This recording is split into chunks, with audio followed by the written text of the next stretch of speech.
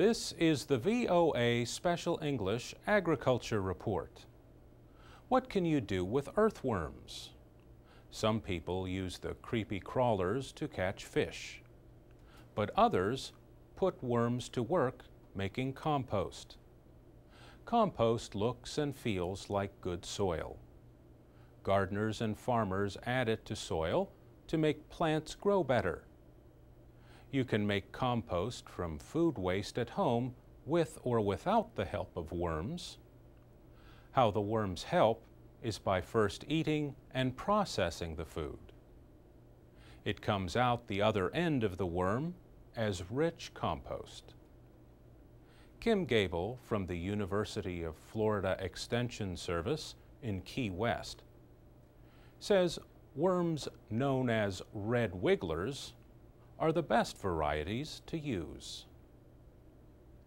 You need a container to hold the waste and the worms. The size of the composting bin depends on how much compost you want to make.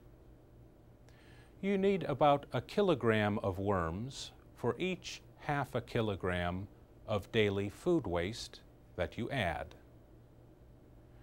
Kim Gable says the bin needs holes so the worms can breathe. And they also like to be in the dark, so cover the bin to keep out the light. One thing worms do not like is very high temperatures. Kim Gable lives in the warm climate of southern Florida. She keeps her worm bin indoors. Unpleasant smells can be prevented by controlling the amount of food waste added to the bin and avoiding meat or bones. For composting with worms, you need bedding that is moist but not too wet. The amount of water you add will depend on the bedding material you use. Kim Gable uses newspaper cut into strips about 2.5 centimeters wide. Add 2 handfuls of soil for every half square meter of bedding material and mix well.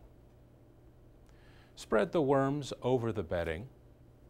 The worms will start to wriggle their way down. Remove any worms that remain on top of the bedding after 2 hours. When you feed the worms, place the food about 2.5 centimeters below the surface of the bedding and cover it. The worms' waste, or castings, should be ready to use as compost within 2 to 6 months. To remove the compost, you can push it all to one side of the bin. Place new bedding and food on the other side. Within a few weeks, the worms will move to the new bedding.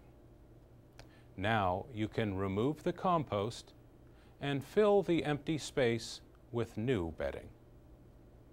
For VOA Special English, I'm Mario Ritter.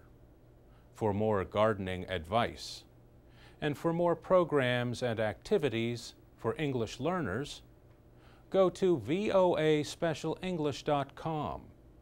We're on Facebook, Twitter, and iTunes at VOA Learning English.